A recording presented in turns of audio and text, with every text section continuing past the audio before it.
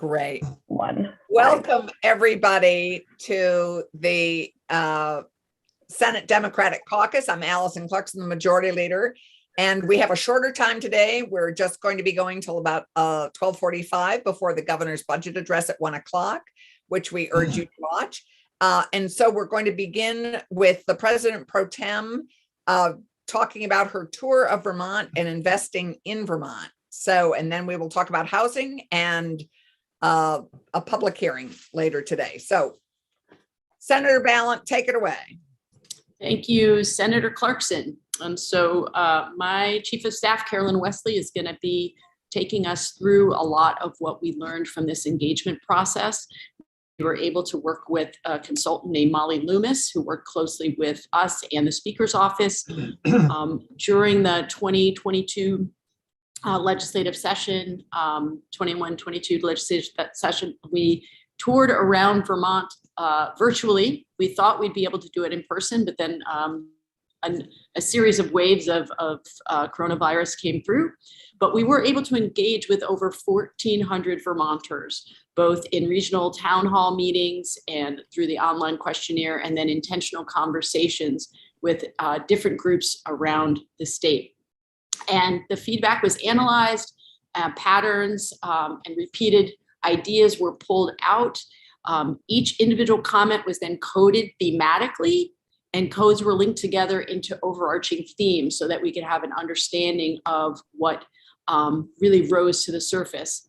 And then after we went through and coded those themes and got a general sense of where Vermonters were interested in us having our investments of ARPA dollars go, we also pulled together a group of individual Vermonters who had been part of intentional groups and have them look at the themes of the data with us to see, is this reflective of your experience? Because often, right, the loudest voices or the majority gets to have their say over the say of, other voices within the community. And so what we did is then went back into the data to say, okay, what were those other important themes and threads that were significant to whether it was Indigenous Vermonters or BIPOC Vermonters or the elderly or people with disabilities who did not see their ideas reflected in the initial themes that were pulled out. And we went back in and did some more work on the data. And we feel like we're getting closer to having a model that can be replicated in the future for public engagement from the State House. So at that point, I think I'll turn it over to Carolyn so we can find out what we heard. And I will just, end by saying it was an incredible experience for Vermonters to be able to have such close access to government. Many of them said, I can't believe that the speaker is in this short, this small meeting with me, and I get to have, her ear for all this time, or I can't believe that you as pro tem are spending all of this time with us, that people who had moved here from other states were so moved by this. And longtime Vermonters who had never really had engagement with the State House felt seen and heard in a different way. So obviously we're going to continue to improve the process, but we're feeling really good about what we were able to achieve thus far. So Carolyn, take it away. Thank you so much for inviting me to join you here today, Senators. You will find in your email a copy of a written report. We have also put together some interactive visualizations that I'll be sharing and walking through today. And for those folks who are watching online, all of this can now be found at protem.vermont.gov, our website, and in the coming days, we'll be rolling it out more broadly, including in our press release, engagement in committees, and more communication to all legislators, as well as making sure that everyone who participated in this process has access to the final report, again, to have that opportunity to see how their perspectives were reflected. One thing I want to say up front is that in pulling together our final report, the goal was not to come up with a list of funding policy priorities. We know committees are doing their work. We know those conversations are well underway. Really, the goal here was to elevate the insights and priorities of Vermonters, to bring their voices into the legislative process and to help ensure that your work is informed by those voices and day-to-day experiences. So you'll see as you look at the written report and as we walk through the visualizations, we have sort of these short themes, and then a lot of the content is about direct quotes from Vermonters, whether they submitted it to the questionnaire or shared it in conversation. Really about taking some of these issues that we've been grappling with from a policy perspective and putting the real lived experience of Vermonters to go along with them. So I'm going to go ahead and share my screen. Let me make sure I have a good thing to share it. All right, so this is one of the interactive visualizations I was referring to that goes along with the written report. And for those folks who are taking a look at the written report, it links to all of these. So these live online, it lives online at the Pro Tem's website, and also anyone who's looking at the PDF of the report or reading it on their computer can click through to find these visualizations as well. But the way we structured these conversations were around three what we call low barrier conversations. So we didn't want anyone to feel like they had to be an expert in the legislative budgeting process or even a policy expert to be able to have insight on how we should be making investments at this time. Instead, we asked, what's going well in your community or in our state? What challenges are you facing in your community in our state? And what's one big investment that we could be making in the coming year that would impact your communities? And we found that to be incredibly successful in getting people talking, thinking differently, again, wherever they were coming to in the process, knowing that they could contribute. So we've organized our report around these questions as well. When we asked Vermonters what was going well, we heard three main themes rising to the top.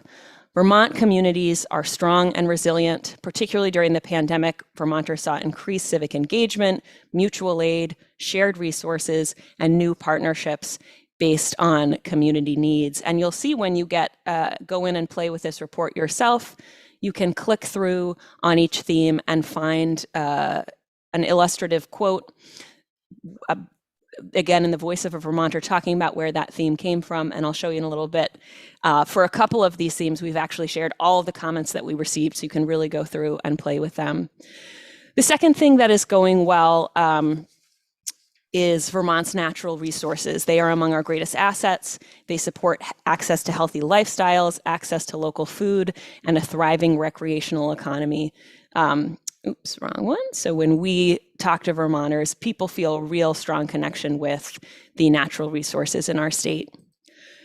And the last thing we heard was the strength of COVID response, particularly early in the pandemic. For many, our high vaccination rates, our care for each other, the fact that it didn't become a politically polarized opportunity, that we made investments in recovery, were a real bright spot and helped people feel proud of our state and connected to their communities. The second question was about the challenges that folks face. And as you can imagine, there were more comments here.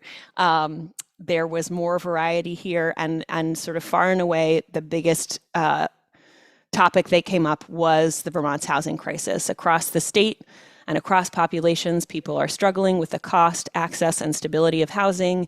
It means that businesses can't recruit employees, workers can't fill jobs, and individuals, families, and communities are suffering. And you can see within that some of the way these themes got coded. So access to housing, the quality of our housing stock, the need for supported housing, the need for housing development, addressing homelessness, and again, within each of these, as you all go and explore this on your own, which I hope you'll have time to do in the coming days, you can see more of these examples in the voices of Vermonters. After housing, we are talking about the impact of systemic injustice on all of these challenges that we're facing. So as Senator Balint mentioned, in some ways, this engagement process was a typical public engagement process where we had town halls, people came to us, people who are used to engaging with the legislature came out and shared their thoughts. But we also made an effort to go out to voices that have been typically left out of the legislative process. And one of the things that came up for that really is the way in which from our healthcare to our mental health services, access to broadband, housing and transportation. Members of our community are not being served by our current systems, and that a lot of these challenges, whether it's housing or workforce, that some of the systemic injustice really underlies that, and we need to be thinking about economic justice, diversity and inclusion, health and mental health justice, access to resources, as we're thinking about these broader challenges for Vermonters. Again, a topic that's already come up a lot this session, I think will continue today in the governor's budget address, is our workforce shortage across sectors, hospitality, trade, health services. It's having profound impact on our economy and on community wellness. We also heard a lot about our systems of care and well-being that are not meeting Vermonters' needs. Our hospitals and care providers are struggling to recruit and retain staff. Vermonters are waiting months for needed care, and services remain inaccessible and affordable for many. So you can see healthcare, mental health, elder care, disability care, addiction and recovery are a challenge for Vermonters. The other thing that came up as sort of an underlying issue is that our infrastructure holds us back from meeting many of our challenges. So we need upgrades to broadband access to take advantage of the 21st century economy. We need transportation resources and an updated electrical grid to meet our climate goals.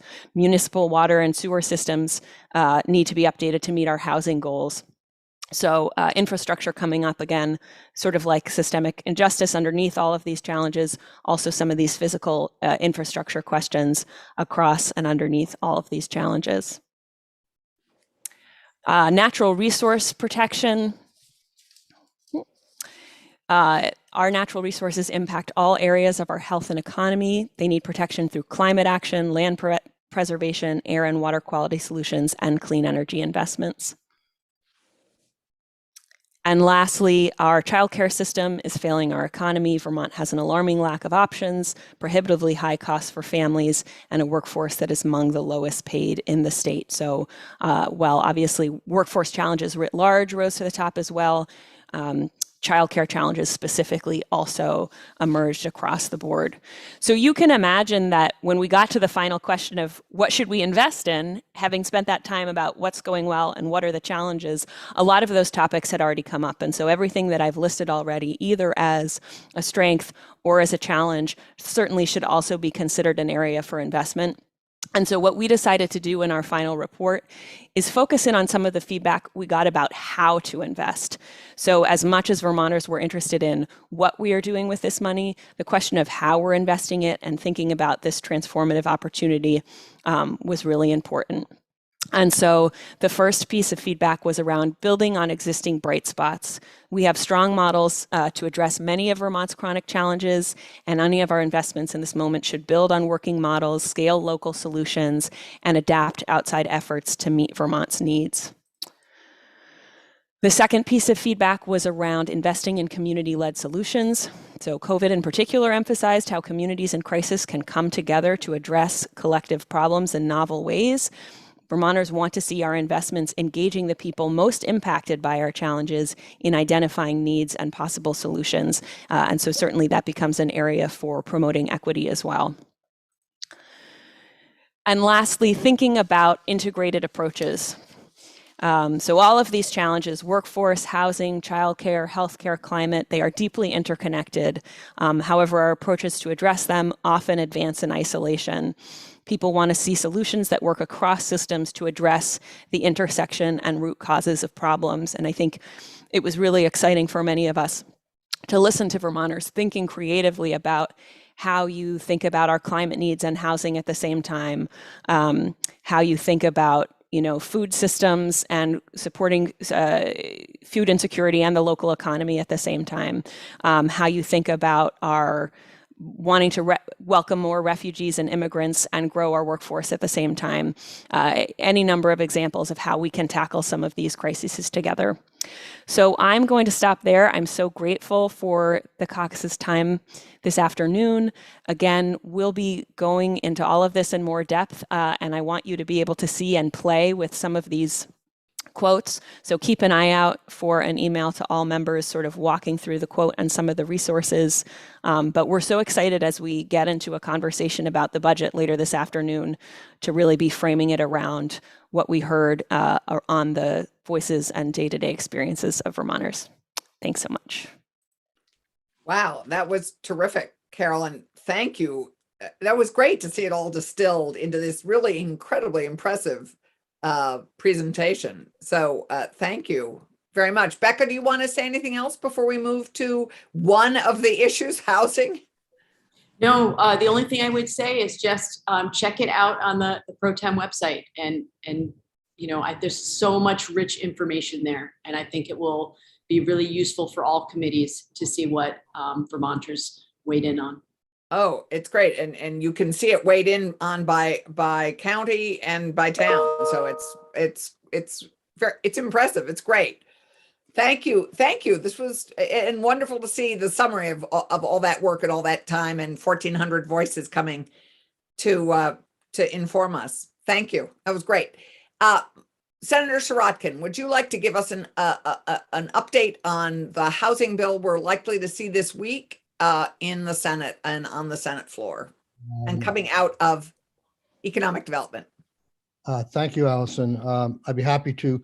I just want to say that the work that was done by Carolyn and Becca is music to my ears, because I'm always looking for win-win kinds of bills where you can kill 2 birds or 3 birds with 1 stone. And we need to get away from silos and programs just getting funded and not really being creative in how I feel very strongly that give incentives out to people. There should be strings attached to them and to promote other good policies. So we're trying to do that in housing.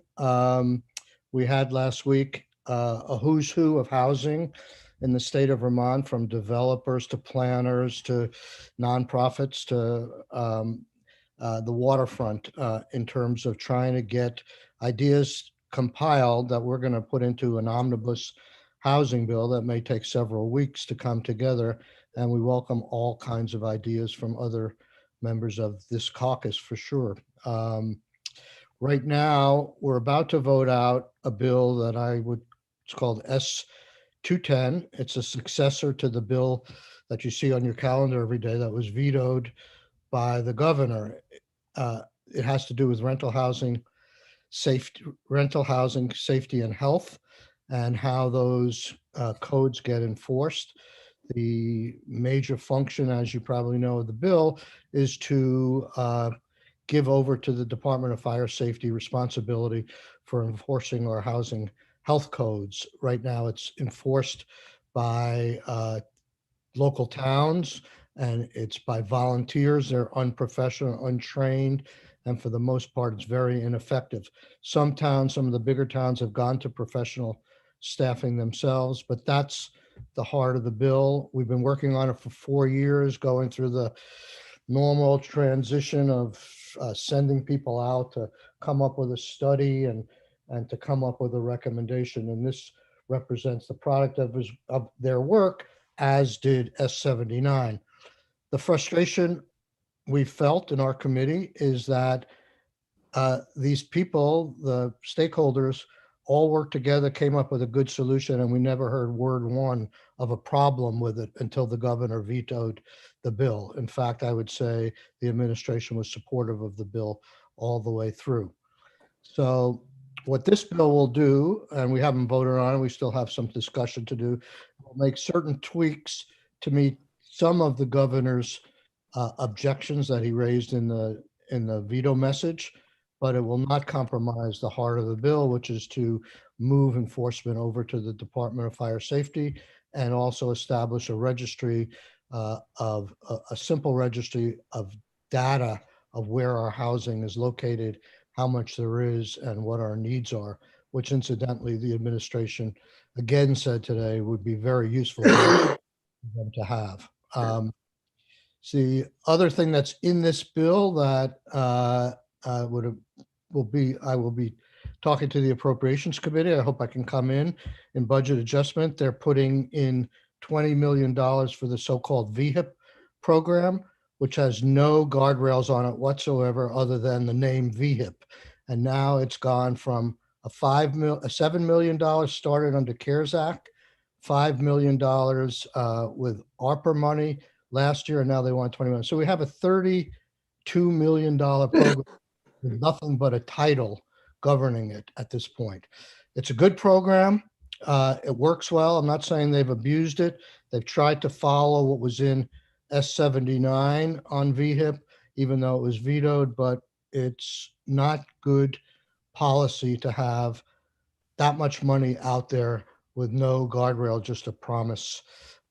So it's another one of these things we're facing with COVID where people say, we got to get the money out the door. We got to get the money out the door. But we need to have some guardrails on that.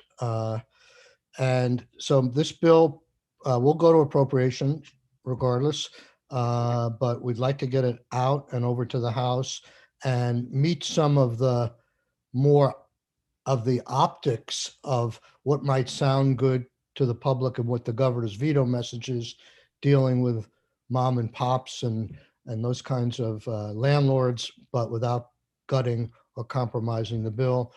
I've said on a number of occasions, I'll say it in this caucus, that I tried to meet with the governor's staff over the fall. We had good meetings. It seemed like we were agreeing on how to get to yes, and then the goalposts moved. So we just keep having disagreements there. I don't know whether these changes will be enough to satisfy the governor, but after all this work, I think it's worth the try once again. Thank you very much, Michael. And just given the budget address and our time frame, if caucus members have questions, please ask Michael or me or any member of the committee. We'd be happy to address them with you offline because we're coming up to time. And so I'm going to thank you, Michael. That was great. As I'll just remind the public, housing is one of our 3 top priorities this session. And for obvious reasons, totally ties into the presentation Carolyn and Becca made. Jeanette, Senator White, would you be kind enough just to update us on a couple things that are happening this week that people need to know about? There's a public hearing tonight at 5:30 on the proposed pension agreement. And tomorrow will be in committee will be debriefing what we heard tonight. And then the reapportionment committee, or apportionment committee, I guess it's actually called, will tomorrow morning at 8 o'clock, we'll hear the majority report. If anybody wants to listen in, and then I don't think we'll have time to hear the minority report also, so we'll hear that on Friday. And Friday at 12:15. Great, during lunch. That's great. And Senator Hardy. Just a quick question, Senator White, where is the link to the hearing for tonight? I'm assuming it's online. Where? I believe it is on our website, on Government Operations website. Okay, great. Thank you. If not, I'll make sure that it is. And if not, it may be under announcements on the legislative webpage. And then you mean to watch it? People have to sign in beforehand.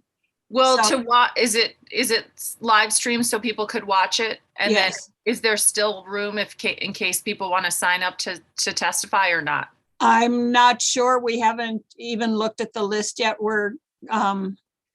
They could always sign up, and when we're done, we're done. Okay, right. Great. Thank you. Yeah. Thanks.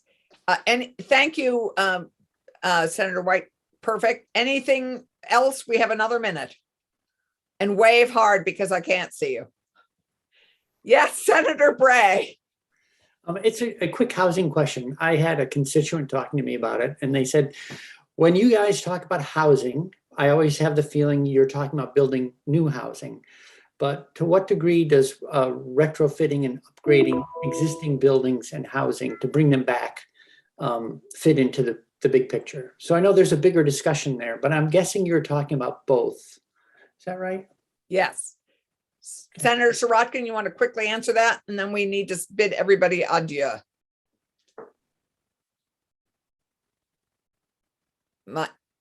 Up, Whoop, you're muted, Michael. oh, okay. I thought I was on mute. I'm sorry, I did not hear the question, Senator Bright. Can you repeat it?